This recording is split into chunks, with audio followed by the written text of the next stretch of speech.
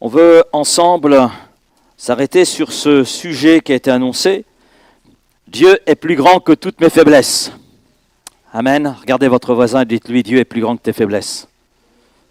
Hein? Et j'aimerais commencer notre réflexion par une question simple. Qui parmi nous, ce matin, n'a jamais ressenti ses faiblesses? Levez la main. D'accord. Je pense que nous sommes tous sur le même plan. Il y a des jours où nous nous sentons plein de confiance, plein de force. Nous avons le sentiment d'être capables de déplacer des montagnes. Il y a des jours comme ça, hein? Bon, c'est souvent des impressions, mais on aime ces impressions. Et puis, il y a des jours où nous nous sentons fragiles, impuissants, incapables de faire face même aux situations de la vie. On a l'impression de s'écrouler, non? Ça vous arrive? Rassurez-moi, je ne suis pas le seul. Oui, parce que tout pasteur que l'on peut être, on reste un homme. Avec le ressenti qui peut être le nôtre. Nos faiblesses, elles peuvent être physiques. La fatigue, la maladie, l'âge. L'âge, c'est vrai, c'est fatigant, non? Hein? J'ai remarqué ça. Plus j'avance en âge, plus mon corps me dit, Laurent, tu es fatigué. Nos faiblesses, elles peuvent être aussi émotionnelles. La peur, l'anxiété, le découragement. Elles peuvent être aussi spirituelles, le doute, la tentation, le péché. Et parfois, ces faiblesses semblent tellement grandes qu'on pense qu'elles nous définissent. Mais aujourd'hui, j'ai une bonne nouvelle. Dieu est plus grand que tes faiblesses. Amen. Dieu est plus grand que nos faiblesses, que mes faiblesses. L'apôtre Paul le dit dans 2 Corinthiens chapitre 12, les versets 9 et 10. 2 Corinthiens 12, versets 9 et 10, il parle de l'expérience qui est la sienne. Et c'est très intéressant parce que j'ai en début de ce chapitre, la force de Dieu dans la faiblesse de l'homme. C'est le titre qui est donné au premier verset de ce chapitre 12, 2 Corinthiens 12, les versets 9 et 10. L'apôtre Paul dit ceci, c'est la réponse que Dieu apporte à sa prière. Ma grâce te suffit, car ma puissance s'accomplit dans la faiblesse. Je me glorifierai donc bien plus volontiers de mes faiblesses, afin que la puissance de Christ repose sur moi. Verset 10, c'est pourquoi je me plais dans les faiblesses, dans les outrages, dans les calomnies, dans les persécutions, dans les détresses pour Christ, car quand je suis faible, c'est alors que je suis fort. Et Paul résume en fait le cœur de ce message de ce matin. La faiblesse est le lieu où la force de Dieu devient visible, devient concrète. Vous savez, quand un enfant apprend à marcher, il tombe plusieurs fois. Nous sommes tous passés par là. Nous avons 4 filles, elles sont passées par là aussi. Mais en tant que parents, quand on voit nos enfants marcher et tomber, on est là pour les aider, les encourager, les relever. C'est là l'objectif des parents quand on découvre les enfants commencent à marcher. Donc on l'encourage, on aide, on relève. Et à partir de là, on se réjouit avec eux de chaque progrès qu'ils peuvent faire jusqu'à ce qu'ils aient cette autonomie pour marcher. Eh bien, de la même manière, Dieu ne nous abandonne pas à cause de nos faiblesses. Ce n'est pas parce que nous avons des faiblesses que Dieu nous abandonne. Amen. Au contraire, il est plus grand que nos faiblesses et il est celui qui veut venir à notre aide et qui vient à notre aide, qui est déjà venu à notre aide. Alors le premier point ce matin est reconnaître nos faiblesses. La première étape pour expérimenter la grandeur de Dieu dans nos faiblesses, c'est justement de reconnaître nos faiblesses. C'est un point important. Combien de fois nous avons dit, cette fois je ne retomberai plus dans ce péché. Et puis quelques jours après, nous chutons encore. Combien de fois nous avons dit, j'abandonne cette habitude, c'est promis, j'arrête. On se l'est promis à soi-même, on l'a promis à notre entourage, et finalement, eh bien, cette faiblesse est toujours aussi envahissante.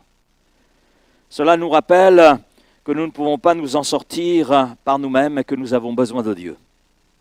Personne ce matin en ce lieu, personne nous écoutant ce matin ne peut dire « je n'ai pas besoin de Dieu ». Nous avons besoin de lui, et plus que jamais.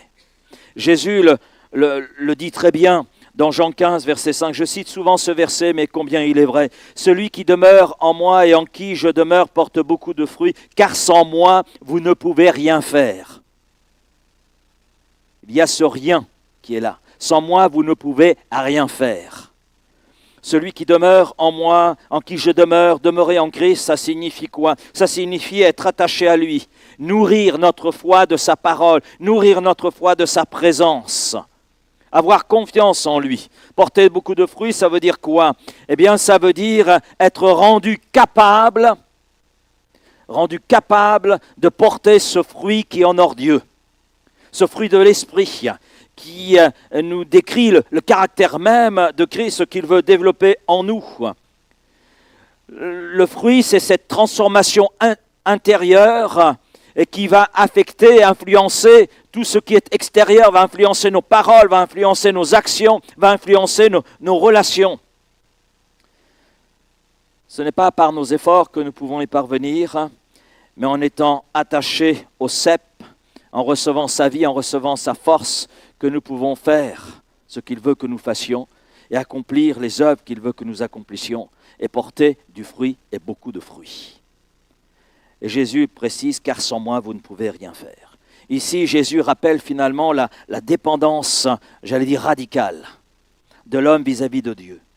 Tout ce qui a une valeur spirituelle, tout ce qui conduit à la vie éternelle ne peut être accompli qu'avec sa grâce.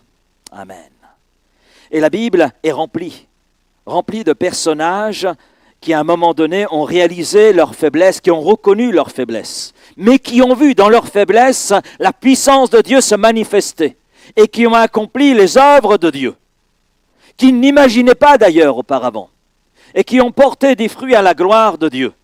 Si je vous dis Moïse, alors Moïse, il est venu avec sa liste d'excuses, sa liste de faiblesses. Et pourtant, Moïse est appelé par Dieu pour libérer Israël. Est-ce que Dieu se trompe? Dieu ne fait pas d'erreur. Moïse a le sentiment que Dieu se trompe. Tu aurais pu choisir quelqu'un d'autre? Non, Dieu ne se trompe pas. Et Moïse dit à Dieu, je ne suis pas un homme qui ait la parole facile. Exode 4, verset 10. Bon, il est possible qu'il ait eu un problème de bégaiement, c'est possible. Pourtant, Dieu l'a choisi. Et nous savons ce qu'a été Moïse. Moïse a été prophète de l'Éternel. Moïse est celui qui a accompagné le peuple à sortir de ces années d'esclavage. Et puis je remarque, je ne sais pas si vous avez remarqué, mais moi j'ai été soufflé en regardant la vie de Moïse, qu'en fait, il était loin d'avoir sa langue embarrassée. Il a pu s'exprimer. Quand il s'agissait de présenter la loi au peuple, là, il n'y avait pas de problème, il n'avait pas la langue embarrassée. Parce que la puissance de Dieu agissait à travers lui. Et c'est cette même puissance qui va agir à travers nous. On a Gédéon. Alors lui, il se voyait petit. Petit, sans valeur. Il le dit d'ailleurs, il le dit à Dieu, il présente une excuse à Dieu. Ma famille est la plus pauvre de Manassé et je suis le plus petit dans la maison de mon père. Juge chapitre 6 et verset 15. Franchement, comme si Dieu ne le savait pas. Comme si Dieu ne le savait pas. Comme si Dieu s'était trompé d'adresse. Oh mince, j'avais pas remarqué que tu étais le plus petit. Non, Dieu savait très bien. Et pourtant, Dieu a fait de lui un vaillant héros. Un vaillant héros. Pierre, on le connaît, Pierre. Pierre, un disciple qui était proche de Jésus, qui a montré toutes les faiblesses qui étaient les siennes, qui a peine à les reconnaître, mais qui a été à un moment donné devant l'évidence. Pierre qui par 3 fois renié Jésus. Non, je ne le connais pas. Je ne sais pas qui c'est. Matthieu 26. Pourtant, c'est lui que nous voyons le jour de la Pentecôte, sans peur, sans honte, présenter ce message de salut qui fait que 3000 âmes eurent le cœur vivement touché, c'est-à-dire transpercé de part en part. C'est un homme nouveau que nous voyons. Et nous savons que Pierre était un pilier dans l'église de Jésus-Christ. Donc on a le témoignage de 3 hommes à qui Dieu se révèle, 3 hommes qui voient leurs faiblesses, qui sont placés devant la révélation de Dieu, sont conscients de leurs faiblesses, reconnaissent leurs faiblesses, mais ils voient Dieu agir. Amen. Et Dieu n'a pas changé. Il veut faire de même avec chacun d'entre nous. Dieu ne choisit pas des personnes parfaites. Je ne sais pas si vous l'avez remarqué cela. Moi je l'ai remarqué dans l'Écriture, puis je le vois encore aujourd'hui. Je me dis, Seigneur, qu'est-ce que tu as fait de me choisir pour te servir ? Dieu ne choisit pas des personnes parfaites. Il choisit des personnes avec leurs faiblesses, qui reconnaissent leurs faiblesses, afin que sa gloire soit rendue visible. Vous savez, nos faiblesses ne surprennent pas Dieu. Le psaume 103, verset 14, nous rappelle la grande tendresse de Dieu. Il sait de quoi nous sommes formés. Il sait de quoi nous sommes formés. Donc Dieu n'est pas surpris par nos fragilités. Dieu n'est pas surpris par tes faiblesses. Non, non. Il les connaît. Si toi, tu ne les reconnais pas, lui, il les connaît très bien. Et il veut t'amener à les reconnaître pour pouvoir agir. Donc Dieu n'est pas surpris par nos faiblesses, il n'est pas surpris par nos chutes, nos fragilités. Il connaît notre condition humaine mieux que quiconque. Parce qu'il sait de quoi nous sommes formés, il est notre Créateur. Et il se souvient que nous sommes poussière. Il se souvient avec quoi il nous a formés. Il se souvient de quoi nous sommes sortis. Et cela nous renvoie à notre origine, Genèse 2:7. Nous sommes créés de la poussière, donc fragiles et limités. Et cela, Dieu le savait très bien. Mais s'il nous a créés, c'est pourquoi ? Pour nous avoir avec lui. Pour que nous puissions bénéficier au quotidien de sa force, de sa puissance, de sa tendresse, de son amour, de ses grâces. Comme nous l'avons chanté ce matin, les bienfaits de l'Éternel se renouvellent chaque matin. Compte les bienfaits de l'Éternel. Et c'est bon de compter les bienfaits de l'Éternel. Et nous sommes au bénéfice de ces bienfaits. Nous sommes au bénéfice de sa grâce au quotidien. Parce que la vie qui coule en nous, elle vient d'où ? Qui en est la source ? C'est Dieu lui-même. Et ce verset de Genèse 2:7 ou de ce psaume 103, verset 14, rejoint ce verset que j'ai cité où Jésus dit que sans lui, nous ne pouvons rien faire. Et cela est vrai. Mais cela ne veut pas dire que nous sommes inutiles. Cela ne veut pas dire que nous sommes rejetés. Amen. Au contraire, Dieu connaît nos limites, il connaît nos faiblesses, connaît notre fragilité. Et il ne nous demande pas d'être des super-héros spirituels. D'abord, les super-héros, ça n'existe que dans les BD. Dans la réalité, l'homme est fragile, faible, limité. Mais Dieu veut simplement que nous demeurions en lui, afin que sa force puisse agir dans nos faiblesses. Amen. Dieu ne s'attend pas à ce que tu sois parfait, il veut que tu sois vrai. J'aime beaucoup cette citation, et je la partage avec vous, de Charles Spurgeon, qui est appelé le prince des prédicateur anglais. Il a dit ceci: « Nos faiblesses sont comme des trous par lesquels la grâce de Dieu veut passer. » Nos faiblesses sont comme des trous par lesquels la grâce de Dieu veut passer. L'autre point que je veux aborder par rapport à cela, c'est le danger devant lequel nous sommes, à savoir de cacher nos faiblesses. Ça, c'est très humain. Très humain. L'homme, depuis la chute, a développé un orgueil. Un orgueil. Il se croit fort. Et se croyant fort, il met tout en œuvre pour cacher ses faiblesses. C'est vrai, c'est humain de vouloir montrer une belle image, de ne pas avouer nos luttes, nos combats, de ne pas avouer nos faiblesses. Mais quand nous faisons semblant, nous nous coupons de l'aide que Dieu veut nous apporter. Nous nous coupons de sa grâce qui veut se manifester, de sa grâce qui veut passer dans les trous de nos faiblesses afin de remplir ces trous de son amour, de sa bonté. L'orgueil, c'est un obstacle. Ce n'est pas simplement se vanter. Trop souvent, on résume l'orgueil à cela, mais l'orgueil, c'est aussi refuser de paraître vulnérable, de paraître ce que nous sommes dans la réalité. Dans la réalité. Alors c'est précisément là que Dieu va intervenir. À partir du moment où on reconnaît notre vulnérabilité, on permet à Dieu d'intervenir. Reconnaître nos faiblesses, ce n'est pas de l'autodévalorisation. Non. mais c'est une clé, j'allais dire, spirituelle.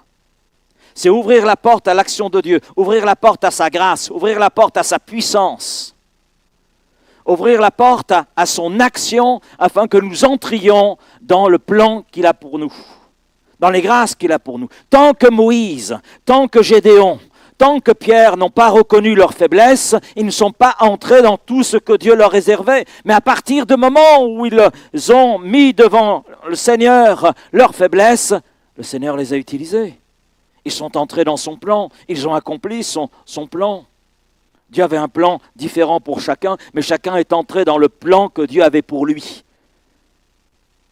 Trop de chrétiens passent à côté du plan de Dieu pour leur vie, tout simplement parce qu'ils cachent leurs faiblesses, ne veulent pas les reconnaître. Et veulent paraître ce qu'ils ne sont pas en réalité. Mais comme Paul le dit, quand je suis faible, c'est alors que je suis fort. J'aime l'apôtre Paul parce qu'on a un homme qui nous impressionne par tout ce qu'il a accompli, c'est vrai. Mais c'est un homme qui était très honnête vis-à-vis de lui-même et très honnête vis-à-vis de Dieu. N'avait pas honte de ses faiblesses et il les présentait à Dieu. Paul est passé par différentes étapes dans sa vie, mais dans ces étapes, il a pu voir la puissance de Dieu se manifester. Il a pu accomplir.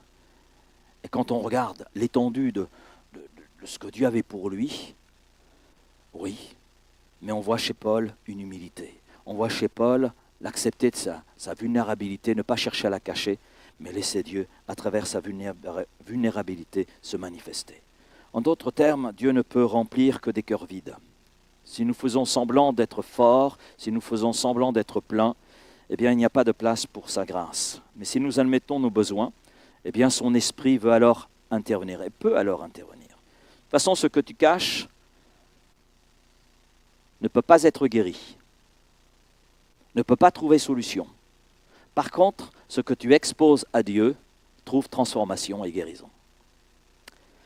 Le deuxième grand point ce matin, c'est Dieu utilise nos faiblesses pour manifester sa puissance. Je reviens à Paul. Paul parle d'une écharde dans la chair. C'est le contexte de ce verset que nous avons lu en introduction et qui a conduit d'ailleurs l'apôtre Paul à s'exprimer. Il a cette écharde, on ne sait pas de quel ordre était cette écharde, mais une écharde dans sa chair. Donc, qui était là dans ce quotidien et qui suscitait souffrance, douleur. Et l'apôtre Paul dit tout à fait humblement, j'ai prié Dieu. J'ai prié Dieu. Je l'ai prié par 3 fois d'enlever de moi cette écharde.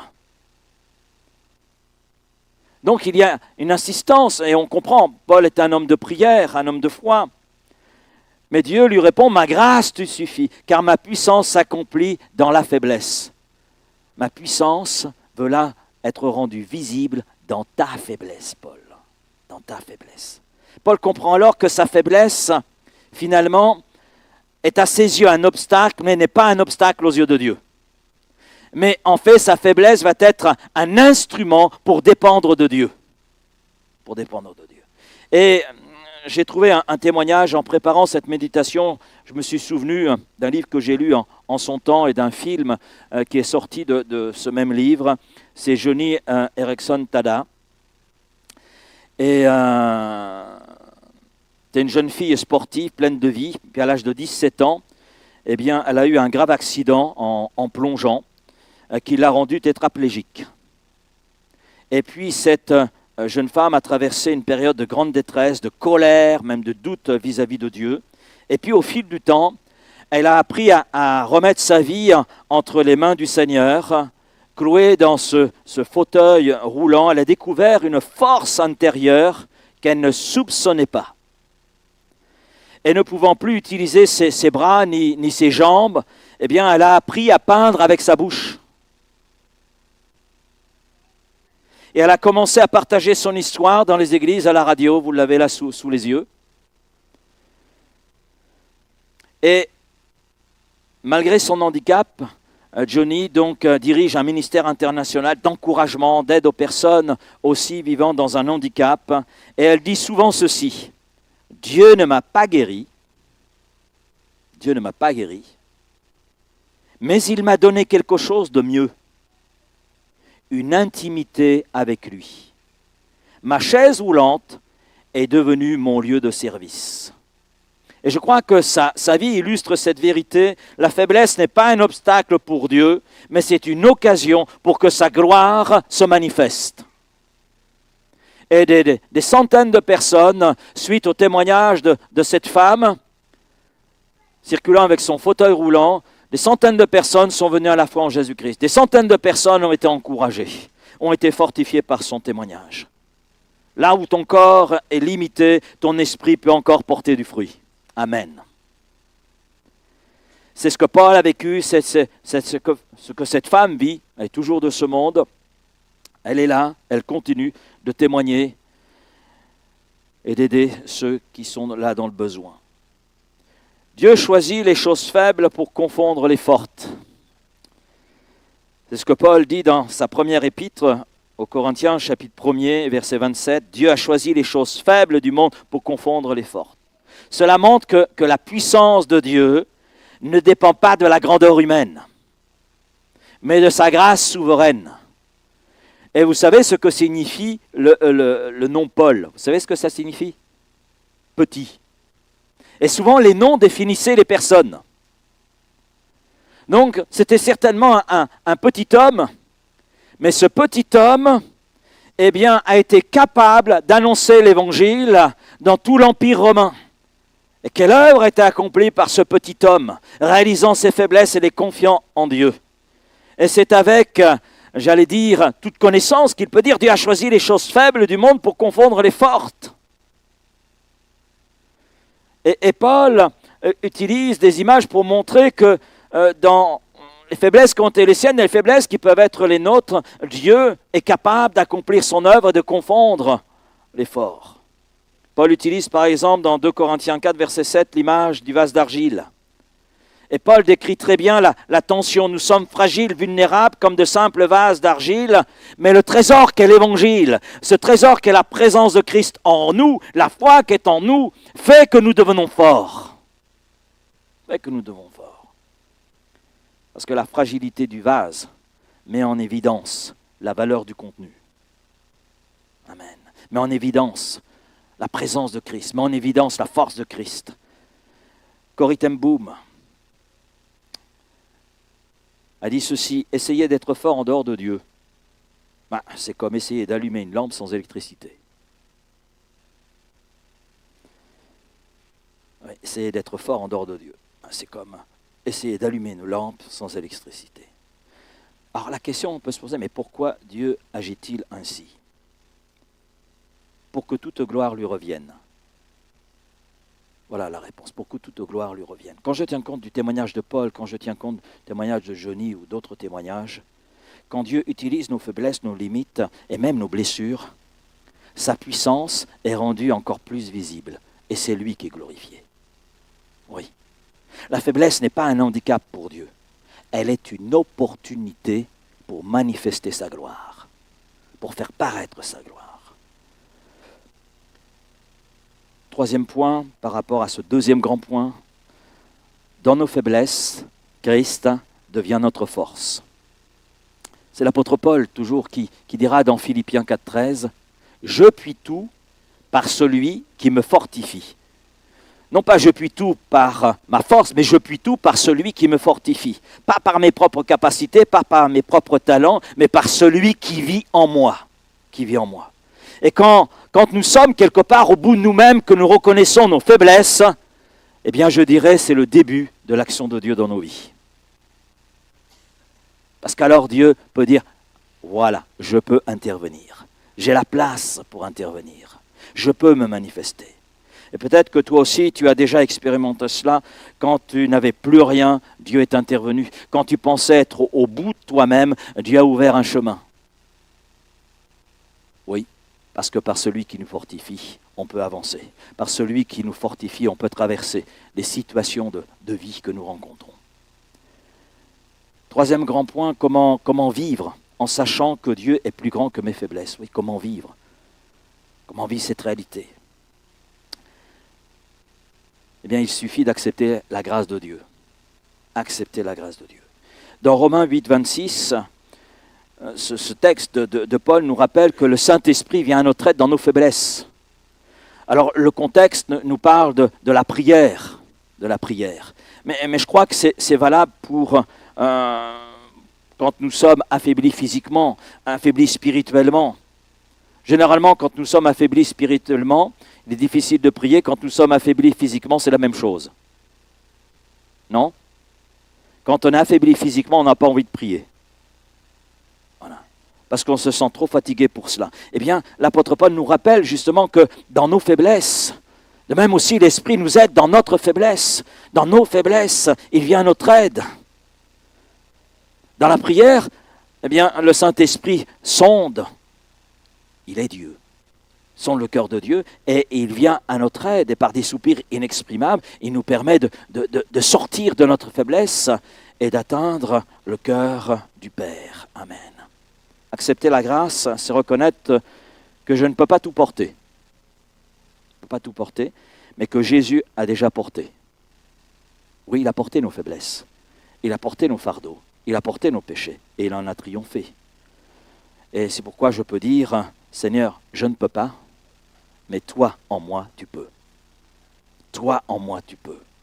La grâce, c'est Dieu qui fait en moi ce que je ne peux pas faire par moi-même. Mais il sait mieux que nous ce qui doit être fait en nous.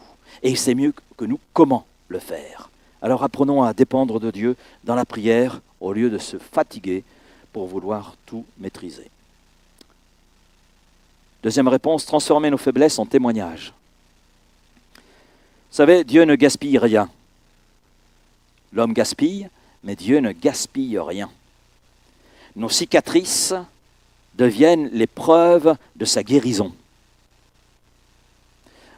Lorsque j'ai été brûlé au niveau de tout le corps, Dieu est intervenu et il y a juste une petite cicatrice dans le dos, juste une petite cicatrice. Je sais qu'elle est là. On peut appuyer dessus, il n'y a pas de souci, ça me fait pas mal. Voilà. Mais elle est là. Et j'ai dit, Seigneur, pourquoi tu n'as pas fait les choses complètement? Complètement. Je n'ai pas de cicatrice sur le visage, il y a vraiment eu ton action, il y a vraiment eu ta grâce. Tu m'as laissé. Et puis j'ai compris. Laurent, c'est pour que tu te rappelles de ce que j'ai fait pour toi. Voilà. Elle est là. Elle est là, cette cicatrice. Mais c'est pour me rappeler ce que Dieu a fait, de sa grâce qui s'est manifestée. Comme Joseph a pu dire à ses frères, vous aviez projeté de me faire du mal, mais Dieu l'a changé, Dieu l'a transformé, Dieu l'a utilisé pour en faire du bien. Genèse 50, verset 20. Ce qui veut dire que nos échecs deviennent des écoles. Amen. C'est une école que Dieu utilise. Nos chutes, ce sont des leçons. Nos blessures sont des témoignages puissants pour encourager d'autres qui traversent peut-être les mêmes situations que nous, qui passent par les mêmes luttes. Et nos faiblesses, Dieu les utilise afin que dans nos vies, par notre vie, il soit là glorifié. Je reviens sur le témoignage de Joni Eareckson Tada, qui témoigne d'ailleurs de l'amour de Dieu à travers son fauteuil roulant. Elle a pu dire ceci: mon fauteuil est devenu la plateforme où je proclame la gloire de Dieu. Et puis elle a ajouté un jour, j'espère vraiment pouvoir amener ce fauteuil roulant au paradis. Maintenant, je sais que ce n'est pas théologiquement correct. Puis elle ajoute, mais j'espère l'apporter et le mettre dans un petit coin du ciel, et alors mon nouveau corps parfait et glorifié, debout sur des jambes reconnaissantes et glorifiées, je me tiendrai à côté de mon Sauveur, tenant ses mains percées de clous. Je dirai merci Jésus. Et il sera que je le pense parce qu'il me connaît. Et je dirai, Jésus, vois-tu ce fauteuil roulant? Tu avais raison de dire que dans ce monde, nous aurions des problèmes. Car cette chose était très problématique.